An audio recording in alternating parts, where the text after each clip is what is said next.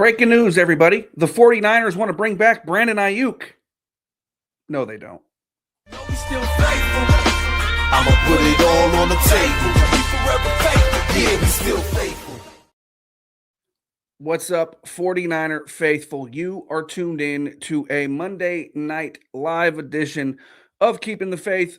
I'm JD, your host, as always, and the NFL owners meetings wrapped up today in Phoenix, Arizona, as both 49ers head coach Kyle Shanahan and team owner Jed York spoke to the media assembled out there at the Biltmore Hotel in Phoenix, and there was plenty of interesting comments, statements, and quotes to be had from those conversations, and we will get into all of that here this evening. Now, I did react yesterday to GM John Lynch's comments to the media, and like I mentioned today, this morning, Kyle Shanahan met with the media as part of the media breakfast, and later in the morning, Jed York spoke to the assembled media as well. And as you can tell by the thumbnail and the title, Jed York caused a little bit of a stir, a little bit of an uproar based on some of the comments that he made today, and we will get into that. I'll just make a quick summary, like a quick wrap up of my thoughts. Don't read into what Jed York said too much, but we will get into that, of course. So with that in mind, as you guys tune in tonight, and if you are a part of our live chat, what I like to call the show within the show, make sure you let yourself be known. Do not be shy. Type in our live chat, drop your ones, say what's up, because I always love to interact with my live chat throughout the show. Before we dive into the comments from both Kyle Shanahan and Jed York from the owners' meetings today, I do want to make a quick mention that at the conclusion of tonight's live stream, I will finally be hitting the milestone that I've been mentioning to you guys recently here on the channel at the end of tonight's show, or should I say, I guess it would be technically tomorrow morning when it processes. I'm going to hit the milestone of being able to hit the first tier of monetization here on YouTube. So I will be eligible for channel memberships. I will be able to have super chats become a thing if you guys want to help support the channel in that way. So real quick, just want to shout out everyone who has liked, shared, commented, subscribed, participated in the live chats. Just shout out to all the viewers, all the 49er faithful out there. We are hitting one of our big goals here tonight, and so I couldn't do it if 49er fans like yourselves were not watching. So big time shout out to you, and I will be rolling out plenty of more details on the channel memberships and the super chat feature, all that stuff, once we officially get it rolling. But I know that as of tonight, at the end of the show, I will be eligible to have those things added onto my channel. So we will go from there, and I'll give you guys more information when I have it. But I just wanted to take a moment to shout out the 49er fans who watch this channel and like what I do. So thank you guys very much. Without you guys, I wouldn't be doing it. I would be talking into a void. So shout out to the faithful. You guys are awesome. I see Sin in the chat. What's up, Sin? Good to see you. Thank you so much, as always, for tuning in here on this Monday evening. I know you're one of the regulars here in the chat, and I appreciate you. So, all right, let's go ahead and jump right on into it.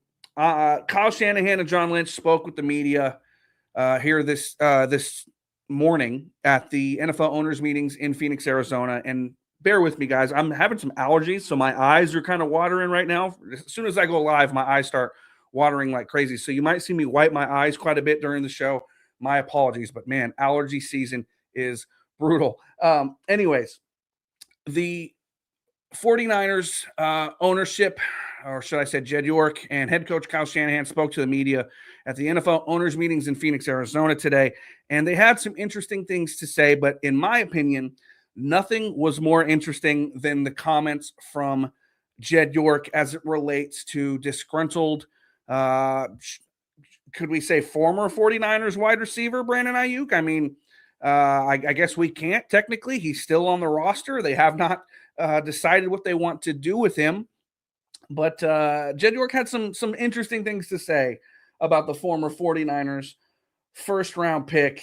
First and foremost, before we really get into it, I have plenty of notes and quotes and bullet points here to hit on from both Jed York and Kyle Shanahan. But some of the stuff that Jed York said today was a direct contradiction to what his head coach and general manager have had to say the last couple of days. And I just thought that was funny.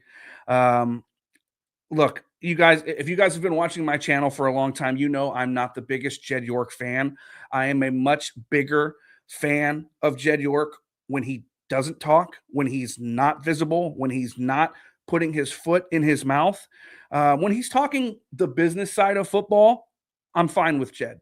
Jed is obviously a great businessman. He owns one of the richest teams in the National Football League. He has built himself quite the empire, pardon my pun if you're a Niner fan.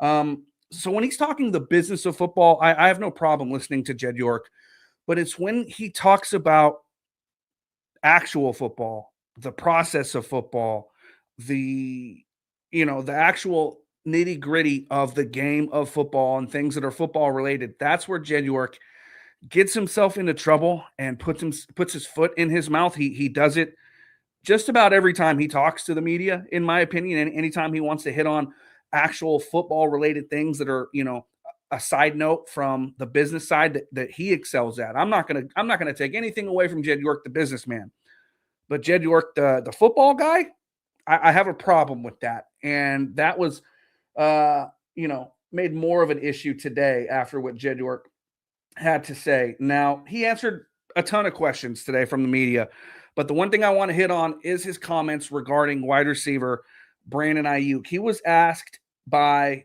I believe it was Jennifer Lee Chan, about his stance on what happened with Brandon Aiyuk and that entire situation. And this is the quote from Jed York. He said, he got hurt after he got paid, and I hope he gets back healthy. Our job is to build a culture, and our job is to make sure that we bring talent into the building. BA is a talented guy. Would love to be able to bring him back into the fold. If not, I think he's a valuable asset that other people would want, and we're going to make sure that we get value and bring talent into our building. Now, when he said that, my first initial thought was, okay, Jed York's the guy that writes the checks. He is the investor in this situation. He invested a ton into Brandon Aiyuk. So it is natural for an investor to want to get a return on the investment. So that quote that I just read from Jed York tells me, like, look, whether we bring him back, whether we move him, I just want to get some value out of the money, out of the contract that we gave this guy. So yes, he said something, controversial, saying that he would love to be able to bring him back into the fold, but he also said, if not, I think he's a valuable asset that other people would want, and we're going to make sure that we get value and bring talent into our building. So it just sounds to me from that statement there that Jed York just wants some sort of return on the investment. But that's not where Jed York stopped. He didn't stop there. He continued to kind of elaborate about his feelings of Aiyuk. And they asked him if there is a possibility. They directly asked Jed. They said, Jed, is there a possibility that Brandon Aiyuk stays with the team? Is that what you're saying? And Jed York's quote was as follows: I think anything is possible. We want to make sure that we have as talented a roster as possible. First and foremost, he needs to get healthy and be able to perform. I think that once that happens, he's a really, really good football player. It's been roughly a year and a half since Brandon Aiyuk's knee injury. By all accounts, he is, as healthy as he's going to get. But does Jed York know that? No, because they followed it up and asked him. They asked Jed directly. They said, "So Jed, is Aiyuk healthy? I mean, what are you saying here?" And Jed's response was, "I haven't seen him. I have no idea." So right off the jump, he doesn't even know what's going on with Brandon Aiyuk. Not to mention, he didn't hear his head coach Monday morning speaking to the media saying that they're hoping that they could get something in a trade for Brandon Aiyuk. Not to mention, John Lynch has had comments throughout the offseason echoing the same sentiments. He said, and I'm going to quote this, but it's kind of a paraphrased quote, that Brandon Aiyuk has played his last down of 49er football. That was said by John Lynch this offseason. But here we have Jed York talking about potentially bringing back Brandon Aiyuk into the fold. But he's got to be healthy. And then the media presses him and said, well, is he healthy? I mean, what are you saying? And he says, I have no idea. So Jed York doesn't know what's going on with Brandon Aiyuk. He doesn't even know what his head coach and GM are saying. And that to me was very, very frustrating. And like I said, anytime that Jed York talks about the sport of football, he gets himself in trouble. When he talks about the business side of football, I don't have a problem with Jed York. But when he dips his toes into the water of talking about the sport of football, that's when Jed York says and does some really stupid things. I mean, he's made comments in the past about how Brock Purdy was going to reset the quarterback market. Good job, Jed. I mean, you just gave his agent even more leverage in contract talks. He said, several things over the past. His old rhetoric was that, we raise Super Bowl banners in San Francisco, and that's it, right? That's the standard. Super Bowls are the standard. Well, here we are going into year 10 of Kyle Shanahan and John Lynch, and they still haven't won a Super Bowl. But Jed seems very content to have that duo running his team. So the contradictions, the hypocrisy from Jed York is astounding, and just the aloofness and the lack of self-awareness or foresight from Jed York every single time he opens his mouth about the football side of things really grinds my gears. And that's why I wanted to go live tonight to speak on this topic. As if you can't notice, I'm pretty passionate about the Jed York topic. And I see a ton of you guys in the chat. I appreciate you guys all tuning in. I will definitely take some comments and questions and things from the chat as we continue, but I want to keep the ball rolling here on this topic. So the media then followed up with another question to Jed, and they asked him about whether his openness to mending the relationship with Brandon Aiyuk could potentially hurt any leverage in, possible trade talks that the team could be having for Brandon Aiyuk. And Jed said, I don't think it helps your trade leverage, York said. It's just that he's a good football player. I think we've paid him more millions of dollars than snaps that he's had, right? I would like to see him play for us. We paid him for a reason. I think he's a really good football player. And when you look, let me scroll down here. And when you look at the group of people that is there, especially adding guys like Mike Evans and Christian Kirk, who are legit veteran people, that's a room that can absorb somebody that has had a tough go with our franchise for the last year or so. So again, I think we're making sure that the room is what it needs to be. And if BA is a part of that room, we're going to be more talented. And I have no problem with that. I hope he's doing well personally, and I hope I get to see him soon. The biggest takeaway from that long sentence, or that long statement there, is when he said, I think we've paid him more millions of dollars than snaps that he's had. I would like to see him play for us. We paid him for a reason. That to me screams Jed York in this situation, just talking about a guy who has invested a ton of money and a ton of resources into a player only to see it blow up in their face and be one of the biggest snafus in 49ers history when it comes to contracts. And as a smart businessman, which Jed York is, someone who is good with money, smart with money, he is not happy about the lack of a return on that huge investment. So when he said that the 49ers have paid him more millions of dollars than snaps that he's played, or whatever the statement was I just read, he's speaking about it from the perspective of the guy who's writing the checks. So of course, like, Jed York doesn't care if Brandon Aiyuk plays for the team or if they trade him. He just wants a return on the investment. But when you have your head coach and your general manager saying that Brandon Aiyuk is done with the 49ers, and that's what Kyle Shanahan and John Lynch have been doing this entire offseason, it's a weird disconnect, and it makes me think that Jed York really doesn't have a good grip on what's going on the football side of things. Now, during this conversation with the media today, he did mention several times that he trusts Kyle Shanahan and John Lynch, implicitly with the football side of things and lets them do their job almost to a fault, like to where Jed York just doesn't even worry about things. He doesn't even check in most of the time because he's got other things going on, and he allows John Lynch and Kyle Shanahan to do their jobs. He says that's what he's paying them to do is to go out there and take care of the football side of things. So then why is Jed York sticking his nose in areas that it doesn't really belong? Every time he opens his mouth about football stuff, he says and does the most frustrating things. And today was a further evidence of that. Let me continue. So let's see.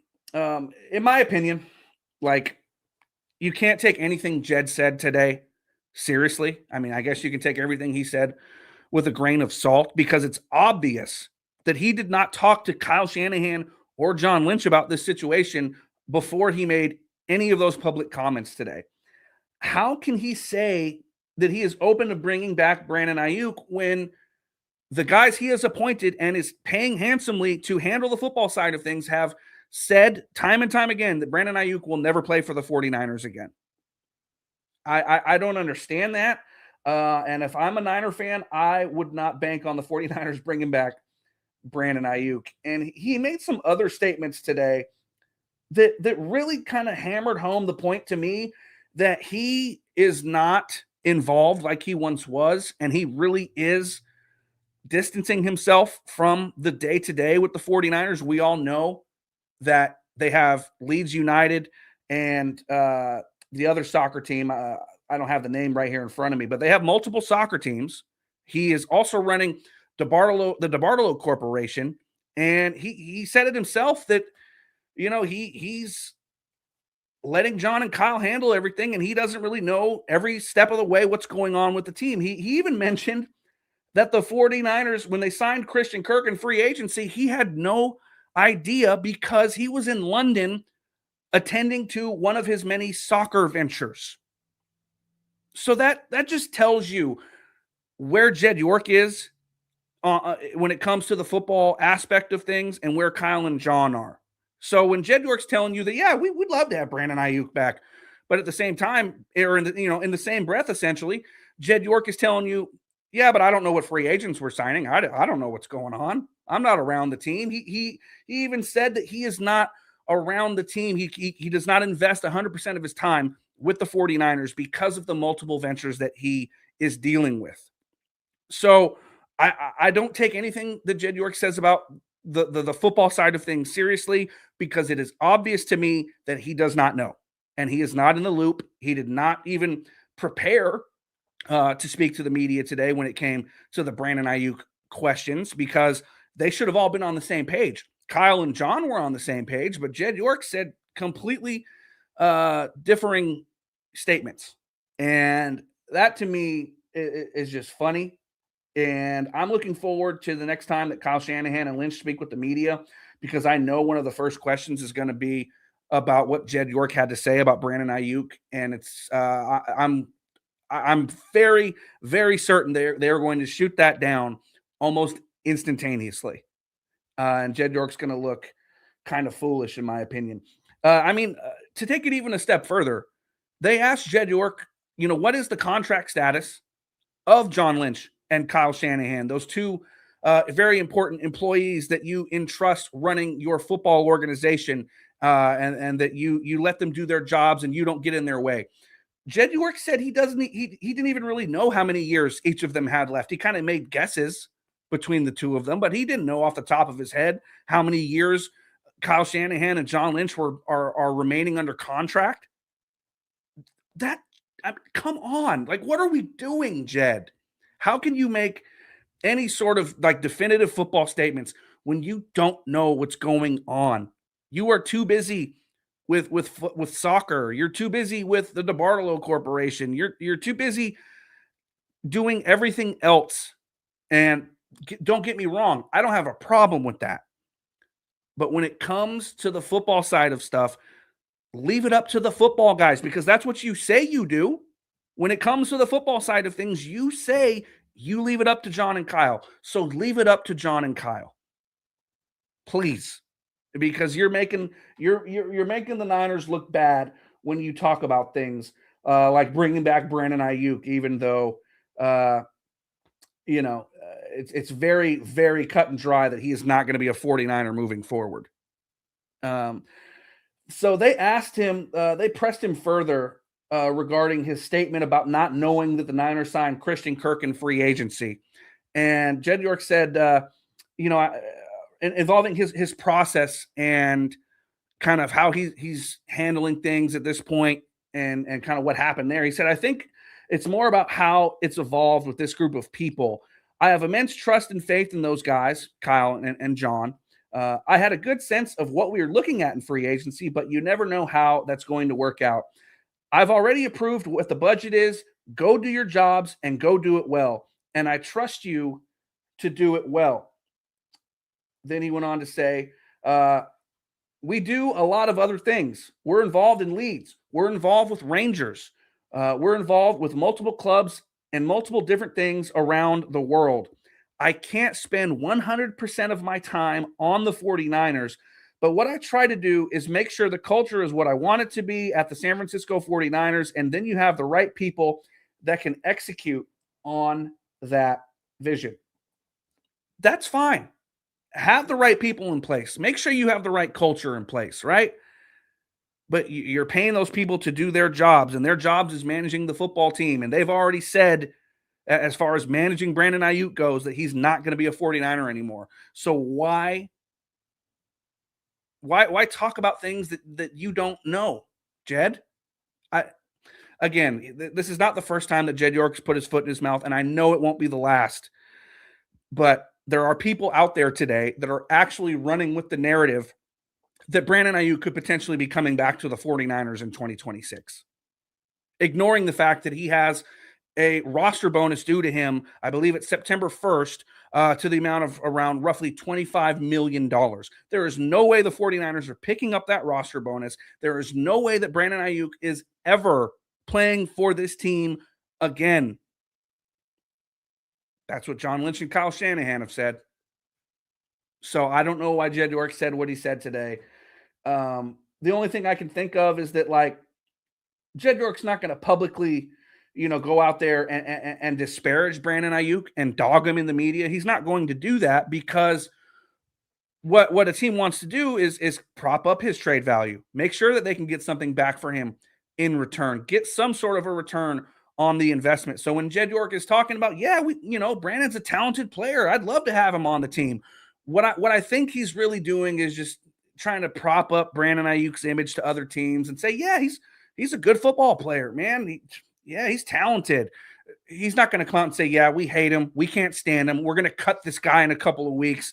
So don't even bother. That's not what Jed York's doing. So maybe that's why he said what he said, because at the end of the day, Jed just wants a return on the investment, whether, they can maybe make some sort of a trade for him or whatnot. But it was just frustrating. It was just frustrating to hear Jed York talking about the football side of things today. And I'm not afraid to say that out loud. I don't really care. I mean, he said more contradictory things today. I mean, he said, we're here to try and win championships. That was one of the quotes from Jed York today. And he said it in the past that, winning Super Bowls, raising banners is the standard with the 49ers. He said that when the team fired Jim Harbaugh. But here we are going into year 10, and they've lost 2 Super Bowls. Yet he is publicly going to bat for Kyle Shanahan and John Lynch, saying that he wants both of them to be with the 49ers for years to come. So is the standard, or are you just happy as Jed York, the businessman, because you know that the team is going to be at least in contention every single year, and that makes you money? I tend to lean with the latter. I think that again, Jed York, the businessman, I don't have a problem with it. I understand Jed York, the businessman. But when Jed York tries to dip his toes into the football stuff, that's where I have an issue. That's where I have a problem. And it's just a lot of contradictory stuff from Jed York over the years, and a lot of things that, in my opinion, don't make a lot of sense. He also, talking about putting his foot in his mouth, he said another thing today that really stood out to me. Um, this is funny. This one really kind of got me going a little bit. So they asked Jed York about how much he enjoys the draft process, because we all know every year Jed York loves to put out the tweets and kind of spoil the picks as they come, and he likes to kind of put his hands on the draft and make public, statements on social media about the draft picks. He likes to feel involved and feel like he's sitting at the big kids table on draft day. And so they asked him today, how much does he enjoy the draft process? And he brought up his time with Leeds United, one of his soccer clubs. And he said that when we hired our manager at Leeds, he asked a question, you know American football, what do you know about soccer? And then Jed said, I probably know more about American football than 99% of the people in the world, and it's not enough to make the decisions that you need to make. So what he's saying is making those decisions in the draft is extremely difficult, and only the most qualified people are able to do that. I don't have a problem with that part of it, because that's true. But when he says that he knows more about American football than 99% of the people in the world, and you combine that with all the other statements that I've been reading to you this evening, come on, Jed. You know more about the business of football than 99.9% of the people in the world. You're great at the business of football, but the sport of football, come on. You know more than 99% of the people in the world. But then you went on to say you don't watch film or anything. So then how do you know more than 99% of the people in the world if you don't watch film?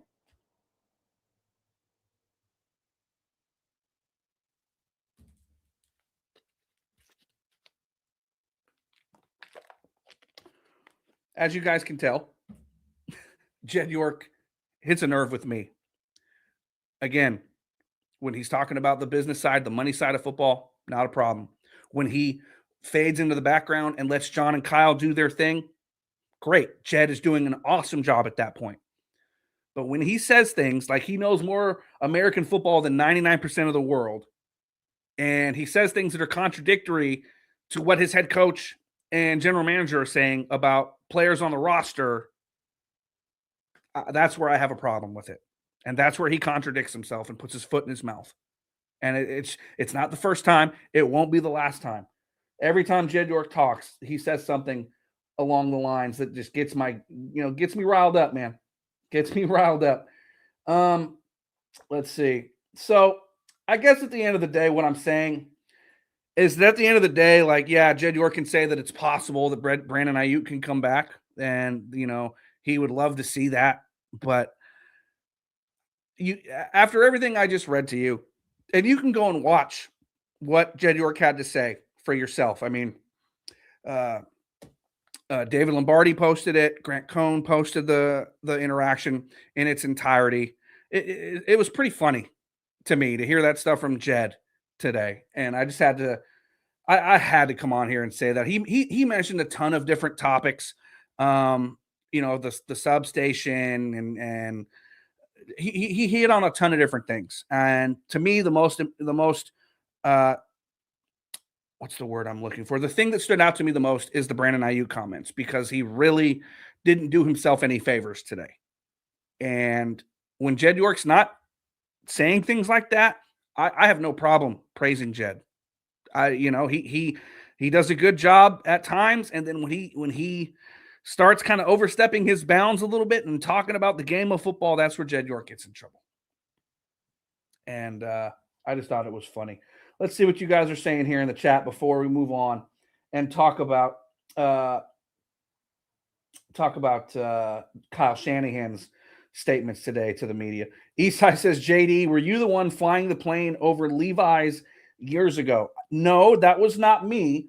But I will tell you that when in 2020, when George Kittle was up for an extension and they were dragging that thing along, I did look into flying a plane over 49ers training camp that said pay George Kittle. Remember when that hashtag was super popular on Twitter? Hashtag pay George Kittle. That was a huge thing that offseason. I actually looked into a plane or into flying a plane over 49ers training camp with a banner on the back that said pay George Kittle. No joke. But then as soon as I looked into it, the next day they announced the signing. So there we go. But let's see what else you guys are saying here in the chat. Papa J says, JD, I think you love Jed as much as Grant loves Kyle. I think you're half right.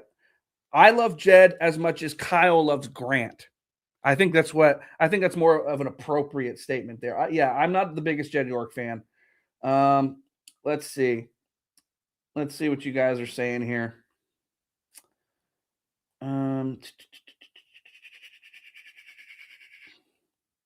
Scuba Pat says, if Jed says keep Aiyuk and make amends, best believe they're going to do that. I don't believe that. I don't believe that because Jed York, or not Jed York, John Lynch said that Brandon Aiyuk has played his last down as a 49er. They took out his guaranteed money over the next several seasons out of his contract. Brandon Aiyuk told the NFL Players Association not to fight it because he wants to go. They're not, this isn't getting repaired. He's gone. He's done. What this is the 49ers being extremely petty, extremely vindictive, and trying to, get back at Brandon Aiyuk for the way that he handled everything as soon as the contract stuff started. And I don't blame the 49ers because that offseason, the Washington Commanders, or should I say at least Jaden Daniels, was borderline tampering with Brandon Aiyuk the entire offseason.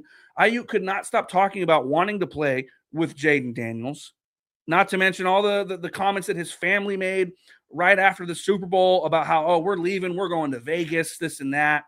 All the social media comments from Aiyuk. And then when he finally does get the deal done, Brandon Aiyuk stands up in front of the media and says that, he made it a little bit harder than it could have been. That came straight from Brandon Aiyuk.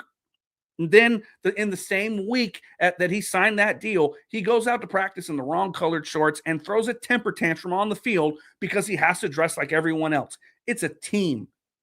And you just got paid to do a job. If my job had me in a certain dress code and I show up in a 49er hat and they say, hey, that's not part of the dress code, I'm not going to kick and scream and demand that I get to wear my hat. I'm done with Brandon Aiyuk. Kyle Shanahan and John Lynch are done with Brandon Aiyuk. The only one who's not is the guy who's not paying attention, and that's Jed York. He said it himself. He doesn't dedicate all of his time to the 49ers anymore. He didn't know that the team signed Christian Kirk in free agency. I'm not taking anything Jed York said today about Brandon Aiyuk seriously.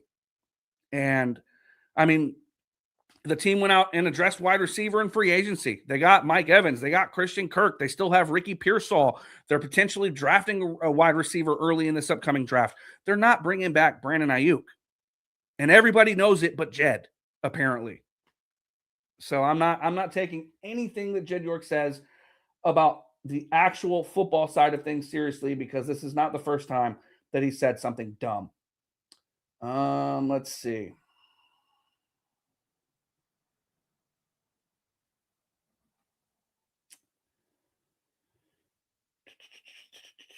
Scrolling through the comments here to make sure I don't miss anything important from you guys. Andrew says, JD, are you going to Australia or Mexico City? No, I am not. I do not support the 49ers or any team for that matter playing in international games. Not a fan of the international series. I think the NFL should stay home. I think that it gives teams a severe rest disadvantage when they go on these international trips. I'm not a fan of it. Not a fan of it at all. But for those that are going, hey, have a good time, but it won't be me. Eastside says, JD, I heard Niners might be bringing your boy Armstead back on. I saw a quick mention about that. that wasn't a real concrete rumor, just something kind of in passing. Nobody credible said that, but you never know. All right, let's move ahead to Kyle Shanahan's comments today to the media. He said a number of things. I don't have any real specific quotes from Kyle here, but what I do have are several bullet points of topics that he hit on. So they asked Kyle about the international series, speaking of the devil, and he really is not a fan of the 49ers having to go to Australia week 1 to play the Rams. He says that, they're going to deal with it, but it's not really his favorite thing in the world. He wishes that they had a bye week afterward. Kyle was not happy when they asked him about that, and I wouldn't be happy either. But then you ask Jed York about it, and he's glowing from ear to ear because it was his decision for the 49ers to play internationally. He's one of the 32 owners. He's part of the decision makers that have started this international thing, and he's all about growing the game globally and expanding the NFL's imprint across the world because it just brings in more revenue. And that's all Jed York cares about. He doesn't care about player safety, and Jed York was happy about it. Kyle wasn't. And that's all you really need to know. If you're a real football person, you would understand why going to Australia is not a good thing. Kyle did say, speaking of Brandon Aiyuk, that, they're in no rush to release him, and they're holding out hope that they can get something in return. Shocker. Because that's, the same thing that John Lynch has said, the same things that have been reported for weeks and months. Drastically different than what Jed York said today, but there we are. Then he said that he's giving Brock Purdy a 5-item to-do list this offseason and in training camp involving film review, things to work on, things to improve on. Not really groundbreaking news there, but good to hear that Kyle is at least, staying on his franchise quarterback, making sure that he's cleaning up things and working on little parts of his game. And I like to see that Kyle is that engaged with Brock during the offseason. He did mention that he is very high on Renardo Green, that yes, they did have that little bit of a dust up during the NFC divisional game in Seattle, but he said that was kind of a teaching moment, and he's really excited to have Renardo Green back, that the team never looked into trading him, and that new defensive coordinator Raheem Morris is excited to coach him up. And so after all the talk this offseason about Renardo Green getting moved, it really sounds like that's been put to bed. So that was something that Kyle Shanahan mentioned today as well. He did also mention Christian McCaffrey and his workload and the need for a reliable backup option this coming season, because he knows that the team cannot give him that same kind of workload that he had this past season. I mean, like 450 touches in 2025. And you can't have that again for a running back who's turning 30 this season. And he mentioned one running back in particular on the depth chart, Isaac Guerendo. And he said that Isaac Guerendo last year was not one of the team's top 2 running backs, and that's really why he didn't play. I think that was pretty apparent. The one thing this team lacked in 2025 was speed and explosiveness, and Isaac Guerendo was one of the few players on the team that could have brought that, and he still couldn't get on the field. So we all know about the famous Kyle Shanahan doghouse, and it sounds like Isaac Guerendo is most definitely in that Kyle Shanahan doghouse. But he did mention that he is really going to be looking to give Christian McCaffrey some rest this year, and for real this time. I mean, I know that they've mentioned that in the past, and it's never come to fruition, but it really seems like a point of emphasis going into 2026 is giving Christian McCaffrey a legitimate breather and giving him a legitimate backup this year who can help the team. And they're definitely looking for someone a little more versatile, a little more similar to Christian McCaffrey's skill set, so someone that can run the ball and pose as a threat as a receiver out of the backfield, potentially flex out and run routes as needed. But I'm hoping they can stick to their word and give McCaffrey a break, because if they can do that, it'll pay huge dividends, man. McCaffrey will stay fresher for key moments in games, for late season playoff pushes, for potential playoff games. Giving McCaffrey a break is a good thing. You don't need to run him into the ground anymore. Get him some help. Kyle Shanahan also mentioned that how much he missed Dre Greenlaw and hated being away from him this past season. I think he echoed the same sentiments as all Niner fans, and we all hated seeing Dre Greenlaw out of the out of the 49ers colors, and we're all happy that he's back. So Kyle Shanahan, though, definitely happy to have one of his enforcers back on defense. Let's see. Kyle's also happy that the electrical substation quote unquote theory is put to bed and over with, even though we hit on that yesterday talking about John Lynch's comments on the substation. What they came out with, saying that they hired an independent scientist and what they found was not harmful, everyone's safe, everything's okay. That didn't really do anything for me or for anyone else that really cares about the safety of the 49ers and the health of the players. We need to see the data. We need to see the details. We need to know who the scientist was. What are their credentials? Who do they work for? Typical things that you think you would get if something really credible went down. But for some reason, the Niners are hiding that information. And until we get that information, this whole substation topic is not going away.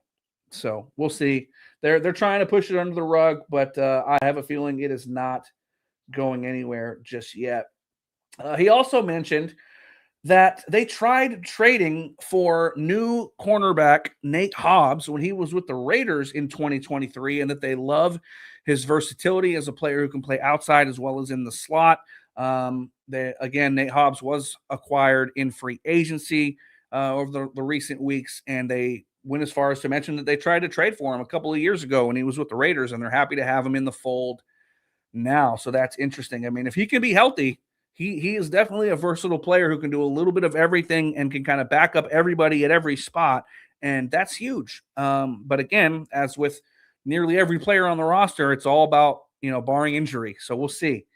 And he also had a statement regarding new assistant head coach of the defense, Matt Eberflus. He compared bringing in Matt Eberflus to assist Raheem Morris to the same as hiring Gus Bradley a year ago to help Robert Saleh. He says that Eberflus can see the big picture better than position coaches, and he's definitely happy to have him in the fold to help out new 49ers defensive coordinator Raheem Morris. Speaking of Raheem Morris, and this to me was the one area, the one topic that I was more excited about than anything when it came to hearing Kyle Shanahan talk to the media at the owners' meetings in Arizona this weekend. I wanted to hear Kyle Shanahan talk about Raheem Morris and the defense and what changes we could potentially see or expect, and their kind of philosophy on what they're looking for in a potential edge rusher opposite Nick Bosa. And Kyle didn't really answer my question to the fullest capacity. Like he didn't say, this is what we're doing, this is what we're looking for. But he did say some interesting things that I kind of took note of. And when they asked him about why he feels Raheem Morris is a good fit and how he thinks that the defense can change under Raheem Morris's direction, here's what Kyle had to say. He said, coaching with Raheem, I've been with him a number of places, which is always helpful. That's why I respect him so much as a coach. I think the most with Raheem was when Raheem Morris was with the Rams. He really learned a lot about Raheem Morris, is what Kyle was trying to say.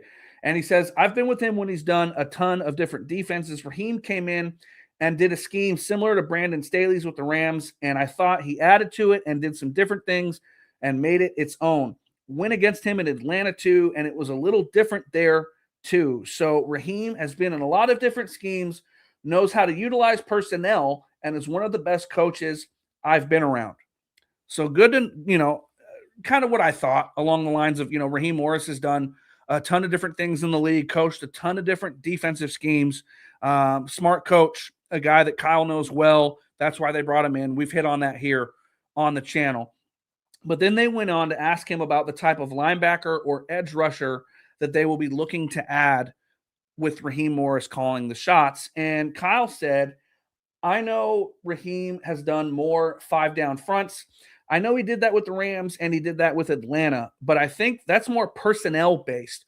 Whatever players you have, what are they best at? They come in all different shapes and sizes depending on what's available.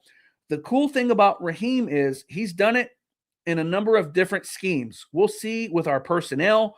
We'll get into OTAs. We'll see what we have after the draft and put our players in the best position to win games. So he didn't explicitly say what type of edge rusher that they're looking for and said that things are largely personnel based, and talked about how Raheem Morris is coached in a ton of different schemes. So to me, what that screams is that Raheem is familiar with what we like to do. He's coached it before.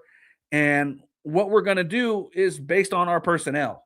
And based on the 49ers personnel and their track record and their past behaviors, I don't think they're going to change too much. Everyone keeps talking about more of a 3-4 shift, more of an undersized outside linebacker type standing up to rush the passer and potentially dropping back into coverage, right?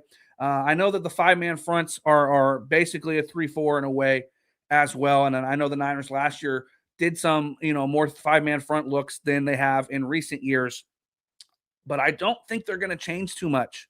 I really don't. And when Kyle Shanahan talks about how things are personnel based, do the 49ers have the personnel to run a prototypical 3-4? I don't think that they do. I really don't. I mean, do you want Nick Bosa standing up as an outside linebacker, rushing the passer, then being asked to drop into coverage? No, that's not what Nick Bosa does. Nick Bosa puts his hand to the dirt and gets after the passer. And you have, your personnel does not scream 3-4 to me. It just doesn't. I don't see Nick Bosa as a 3-4 defensive end either, as a guy who's basically there to plug a gap, set the edge, and let the linebackers get after it. That's not Nick Bosa's game either. So if it's personnel based, I don't see this team changing too much. They may do more 5-man front stuff. They might bring in a versatile linebacker who can play in those 5-man fronts and drop back into coverage.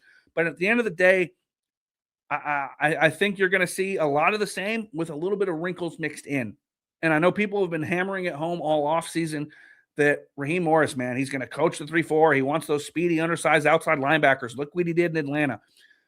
Kyle Shanahan has been very slow to change in anything. And when it comes to touching his defense and changing that wide 9, he has not caved for anybody. And I think that he brought in Raheem Morris because he knows that Raheem Morris has coached that scheme before and they're buddies and they're not going to fight over, responsibilities. And Raheem Morris is going to be fine running more of the wide 9 scheme because he's done it before. Now, I'm sure he's going to have the flexibility to add in some things that he wants and bring in some players that he likes to do things that he wants to do defensively. But at the end of the day, I don't think it's going to be this drastic overhaul of the defense like everyone's kind of alluding to. I don't. I don't have any evidence to prove that, but neither do the people that are saying the Niners are going to switch to exclusively a 3-4 look either. So we'll just have to wait and see. We'll have to see what happens in the draft. We'll have to see who they bring in, and we'll have to see how things look at OTAs and minicamp and all that. We don't know yet, and we haven't even talked to Raheem Morris. We haven't even heard from Raheem. So I'm sure we'll probably hear from him closer to the NFL draft. That's when they like to do things like that after they hire coaches. They also did announce a ton of coaching changes, staff hires, promotions, and whatnot with the coaching staff. Let me go ahead and pull that up. I did not have that prepared. Let me pull up the coaching staff changes and news that the 49ers announced today. Okay, so they have promoted Cameron Clemens to tight ends coach. Matt Eberflus' official title is the assistant head coach of defense. Micah Forrester is a seasonal coaching assistant. So that sounds like Chris Forrester's son is a coaching assistant. Joe Graves is the 49ers run game coordinator. Jerry Gray, as we all know, is the 49ers defensive passing game coordinator. Leonard Hakerson was promoted to passing game coordinator and wide receivers coach, which he has held for the last couple of years. Johnny Holland was promoted from linebackers coach to defensive run game coordinator. So that's going to be a new look and a new set of duties for the longtime Niners coach, Johnny Holland. Angel Matute is the new Niners defensive quality control coach. Raheem Morris, as we know, defensive coordinator. Roman Sapolu, the son of Jesse Sapolu, is the new 49ers assistant offensive line coach. Deuce Schwartz is the 49ers offensive assistant / tight ends assistant. Jacob Webster is an offensive assistant who will also be working with quarterbacks. And here's the one that stood out to me over all of the other coaching changes and hires.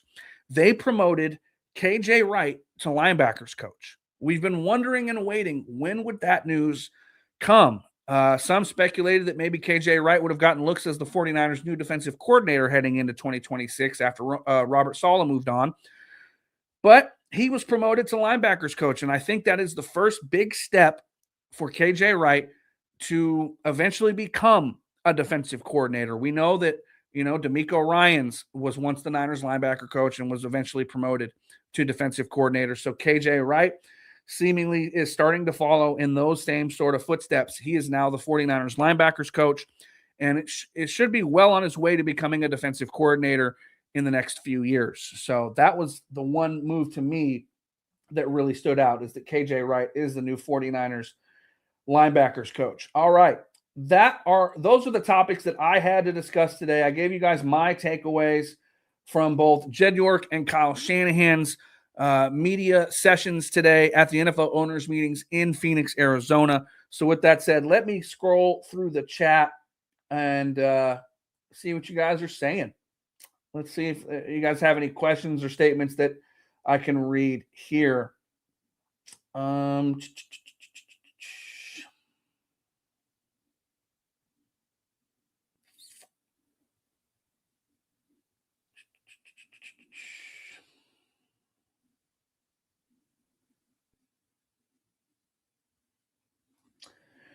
Big Brick 84 says, I am so glad someone asked a question about CMC's workload. That was one of my questions that I proposed in your last live stream, JD. Absolutely. I mean, everyone's going to ask about that until they actually give CMC a break. I mean, I don't know. I don't know if I believe it. I'll believe it when I see it at this point. Esai says, Gorendo going to get done like Mostert. It's Jordan James season. That's kind of what it sounds like, but we'll see what happens with the draft. We have, the draft coming up, and that can change a lot of things. And we all know that Kyle Shanahan cannot help himself when it comes to the NFL draft and running backs. 415 Keys. Does Raheem Morris get to pick his players like Saleh did? That's a question that I don't think we're going to have an answer to until the draft, because we're going to see, if they draft an edge rusher in the first or the second round, the type of edge rusher that they're drafting. I would imagine that Raheem Morris has a ton of say in who they draft on defense. I would imagine that he gets to pick his players on defense, especially considering the relationship that Raheem Morris and Kyle Shanahan have. He's not going to make Raheem Morris do something he doesn't want to do. They're friends at the end of the day, and they've known each other a long time. I would imagine Raheem Morris gets to pick his players on defense, but I don't think we're going to have an answer to that specifically until the draft, and we see the exact type of edge rusher that they bring in. I'm looking forward to seeing how the draft shakes out, because we'll have a more firm idea of everything defensively going on with Raheem Morris in the fold.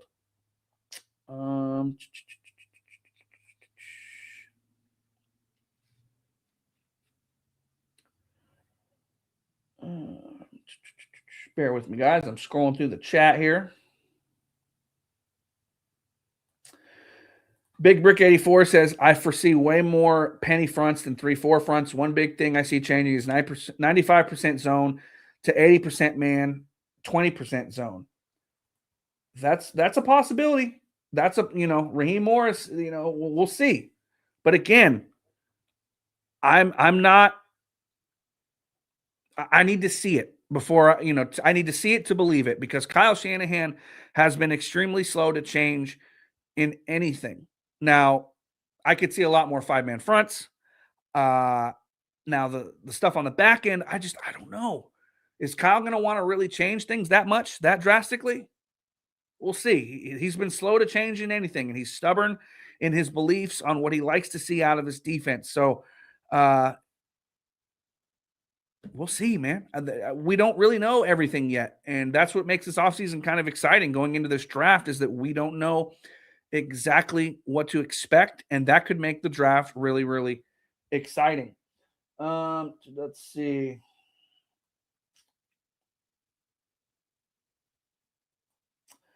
Big Brick 84 again. I see Raheem being able to run many different fronts, switching it up based on opponents and matchups, and keeping things fresh, different for each game. I don't know if they're going to do things like crazy, drastically different for each game, but I definitely think you're going to see more variety for sure. Yeah, I don't think they're going to change too much or be too multiple, but I think you're gonna see more things sprinkled in for sure. At the end of the day, though, like Kyle Shanahan said, it's all about personnel based, and the 49ers personnel knows one thing, and that's what they've done since Kyle Shanahan took over. Now, yes, they've changed to more. They've changed the coverages on the back end somewhat since 2019, but the wide nines remain the same. They have done more five-man fronts in recent seasons, but we'll see. I'm really excited, man. That I'm kind of nerding out about what they're going to do on defense. I'm really eager to watch the preseason, kind of see how they experiment. Let's see. Let's see what you guys are saying here in the chat.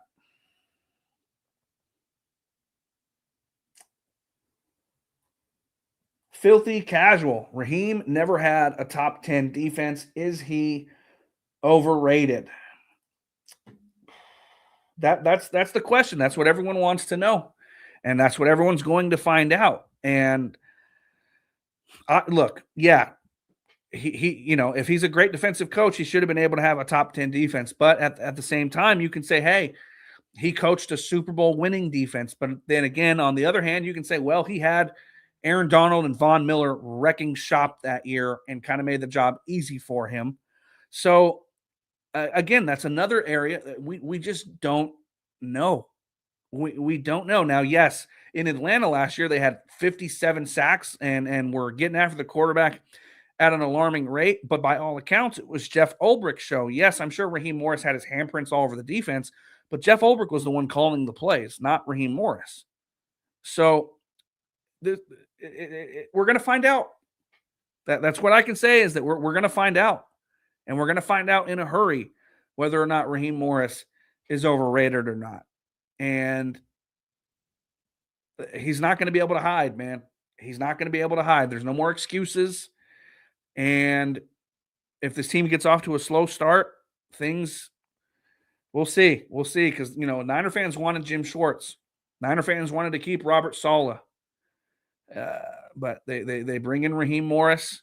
They kind of brought in Raheem Morris before the Jim Schwartz situation had resolved itself in Cleveland. He ended up resigning and becoming, potentially available.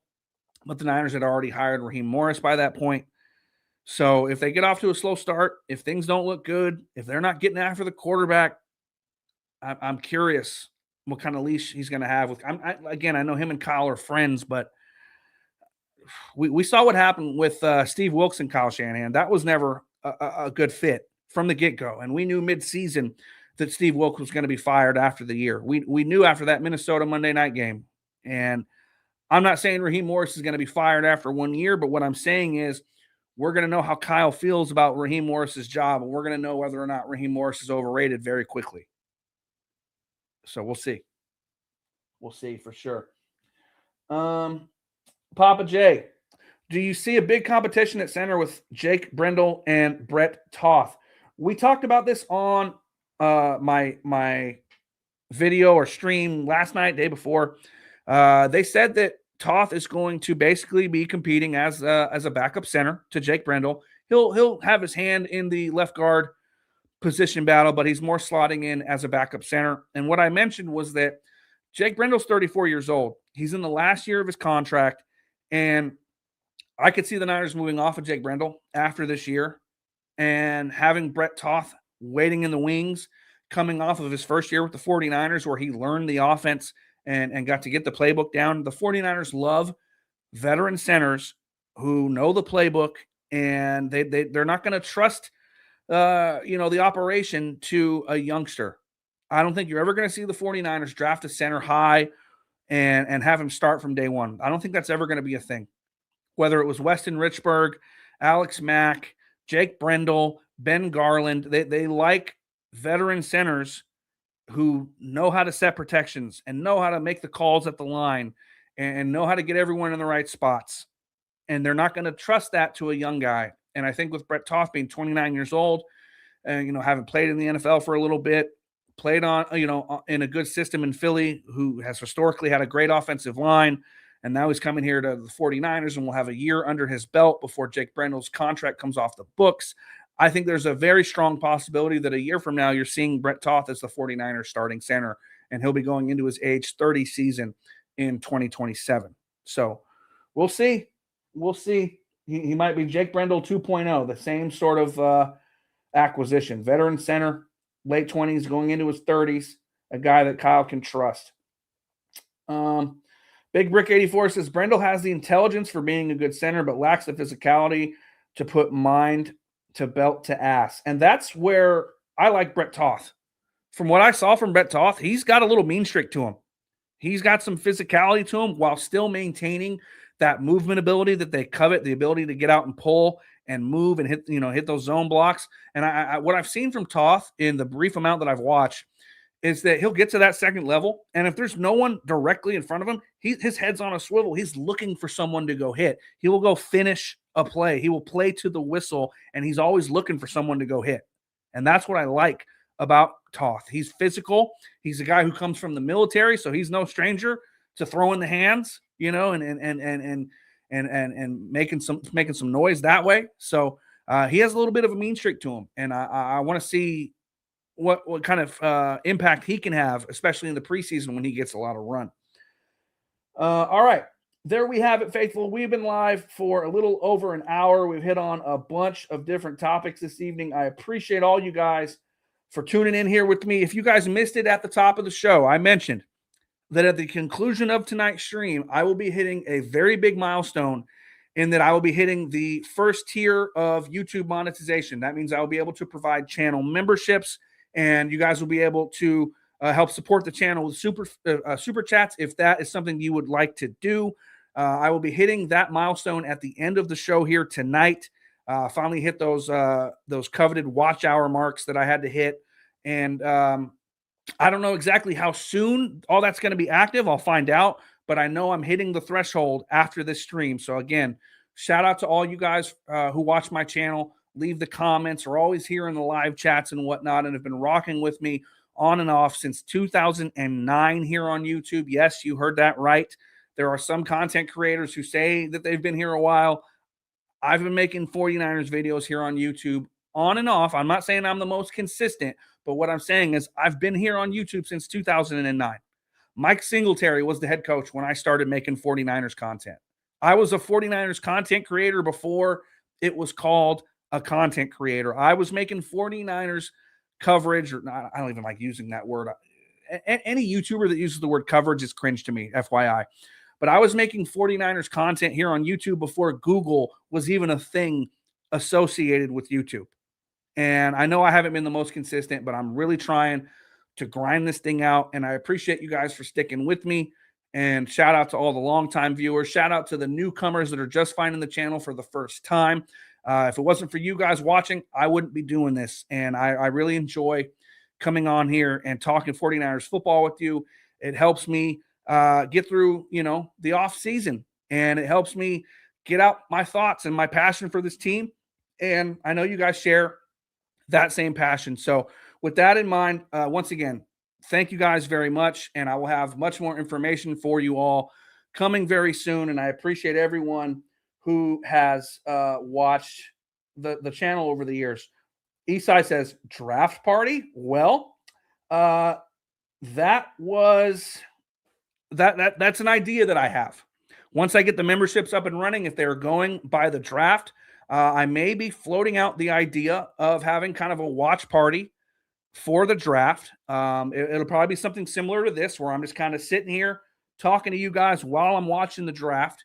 I'm not going to show it on the screen because I'm not trying to get copyright, strikes or anything like that on my channel. But we can sit here and hang out during the draft. I don't know if I'm going to be sitting here, talking nonstop, but we can definitely hang out and potentially watch the draft. That's something I'm thinking about as a perk for the channel members that we get before the draft. So definitely keep that in mind.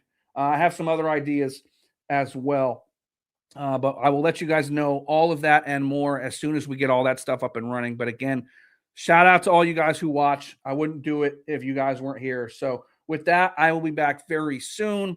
As always, there's going to be more news that drops every single day. That's just the nature of the beast with the NFL and the 49ers. So keep it locked right here.